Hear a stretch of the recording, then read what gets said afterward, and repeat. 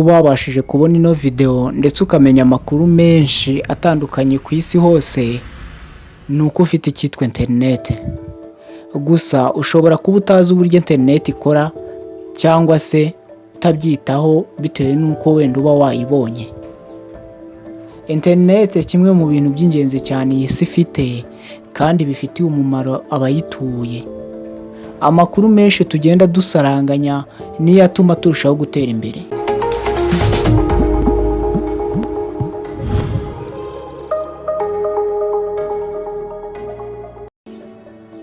Kumenya ubuzima bw'abandi uburyo babayeho bigutera imbaraga, bigatuma ushaka gukora ndetse ugatera imbere. Mu bihugu bikize cyane bifite kompanyi zishyize hamwe zibasha gukora uburyo bwo kugurisha amakuru, data cyangwa se amakuru. Kugira ngo ube wabona amakuru amwe bisaba kuba watanze andi makuru. Niba ukeneye kudownloadinga ikintu gifite megabyte 100 bisaba ko ufite megabyte 100 ukazitanga ubundi ugahabwa cya kintu. Ntabwo wabyumva ariko bikorwa mu buryo bw'igurana.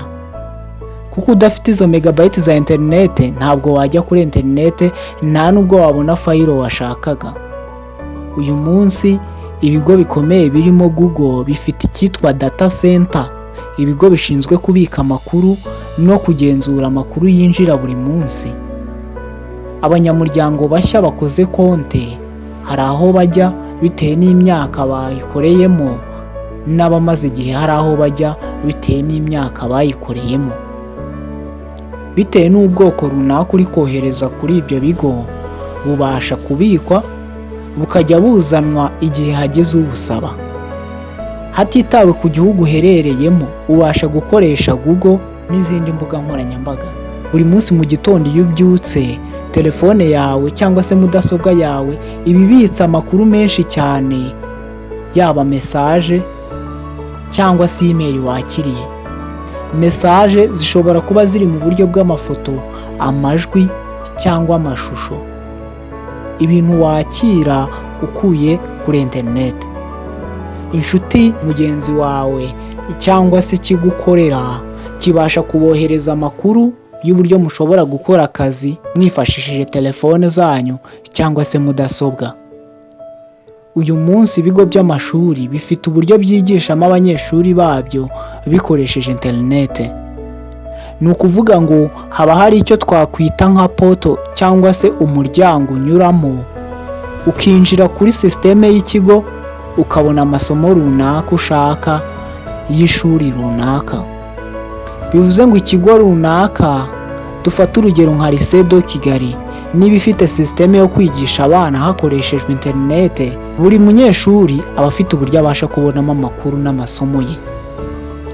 Ibi bikorwa mu gihe gito kandi buri munyeshuri akabona amakuru ajyanye n'ibyo ashaka kwiga. Mu gihe cyashize byari bigoye kubona amakuru runaka waba ukoresheje telefone cyangwa se mudasobwa, kubera yuko inzira zo kugira ngo tubonemo aya makuru zari zitarakorwa neza cyane. Amakuru wakira kuri telefone yawe cyangwa mudasobwa yawe hari igihe aba yavuye kuri server iri mu gihugu runaka cya kure, ku mugabane wa kure, Aziya, Amerika, Uburayi cyangwa se Oceania, icyitwa Australia. Ahangaha aya makuru aca mu nzira zigoye cyane zirimo imisozi miremire no mu nyanja hasi ku musenyi kugira ngo abashe kukugeraho. Ibi bisobanuye ko ahantu insinga zitwara aya makuru ziba zagiye zinyura hari ibyago by'uko zishobora kwangizwa na bimwe mu binyabuzima biri mu nyanja cyangwa se imiyaga ikomeye cyane ikaba yahirika icyo kintu kiba kiri ku musozi. Bimwe mu bintu tubasha kubonesha amaso yacu na antene ziba ziri ku misozi hejuru n'insinga zinyuramo ubu buryo bw'amashanyarazi. Gusa ntabwo ari ibintu byumvikana uburyo amakuru yacu tuyoherereza umuntu uri muri Australia akagenda atagaragara. Urutsinga wabasha gukura muri Australia urugeza mu Rwanda ntabwo rubaho. Bivuze ko hari inzira ziba zagiye zikoreshwa n'uburyo buba bwagiye busimburanya kugira ngo aya makuru abashe kugera aho agiye. Niba wanditse A muri kompiyuta yawe, ifite uburyo iyi nyuguti ihindurwamo kuko kompiyuta ntifite ubushobozi bwo kumva A. Hakoresheje icyitwa binary coding, uburyo bwo gufata za nyuguti twakoresheje, kompiyuta ikabuhinduramo 1 n'amazeru. Ubu nibwo buryo kompiyuta ibasha kumva ubutumwa twandikiranye. Bube amafoto, bube video ndende ifite iminota isaga 10 nk'iyo urimo urareba, byose biba byahinduwemo 1 na za 0. Iyi niyo mibare mudasobwa ikoresha, ni nabwo buryo ubutumwa bukoresha bubasha gutunganywa. Ubu butumwa bwoherezwa n'ikigo runaka gikoresha itumanaho ryawe utanga.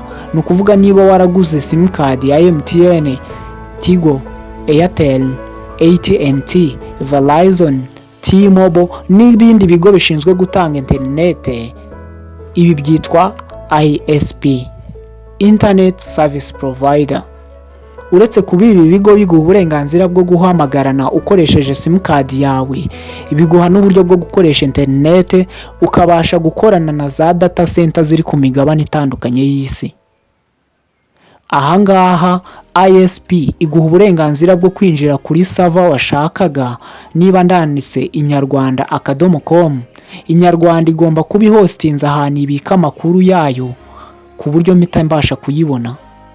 Niba mu nyarwanda nshakamo inkuru runaka imwe itandukanye n'izindi nkuru, bisaba ko nandika iyo nkuru ndi gushaka mu gihe ndi mu nyarwanda. Kugira ngo nemererwe kwinjira mu rubuga rw'inyarwanda.com, binsaba ko mba naguze interinete, icyitwa bundles. Ni ukuvuga ngo bitewe n'ipaki naguze ya interinete, mpabwa uburenganzira bwo gukoresha interinete kugera ku kigero naguze. Niba nguze megabyte 500 za interinete, ntabwo nemerewe gushaka amakuru arengeje megabyte 500. Tutitaye ku buryo bwose twaba twakoresheje, interinete ikoresheje umugozi ibasha kuguha amakuru mu buryo bwihuse kandi nta nubwo inyanyagiza amakuru uba wasabye. Ni ukuvuga ko ava ku kigo cy'itumanaho ukoresha akugeraho ako kanya. Iyo ikigo ukoresha nka MTN kimaze kuguha uburenganzira bwo kwinjira ku nyarwanda, haba hasigaye ko inyarwanda iguha amakuru ushaka. Ayo makuru ashobora kuba ari mu gihugu cya kure, ndavuga nko muri Leta Zunze Ubumwe za Amerika, hahandi Google iba yaragiye ibika ayo makuru. Ni ukuvuga ngo niba winjiyemo, amakuru akugarurirwa mu kanya nk'ako guhumbya, gusa wibuke ko aba yaciye ahantu kure. Rimwe na rimwe birashoboka yuko mu nyanja amafi ya rutura ayazwi nka shaka ashobora kurya rumwe mu nsinga rutwara amashanyarazi, bigatuma tutabasha kubona interinete.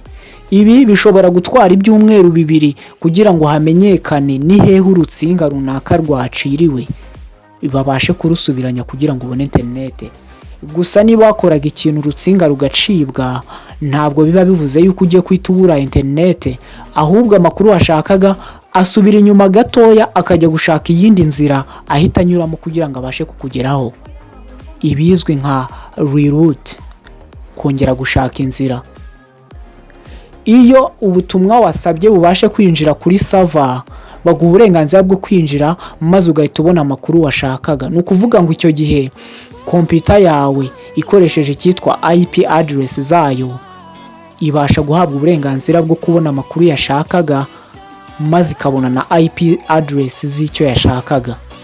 Icyo gihe biba bikoze icyitwa end to end.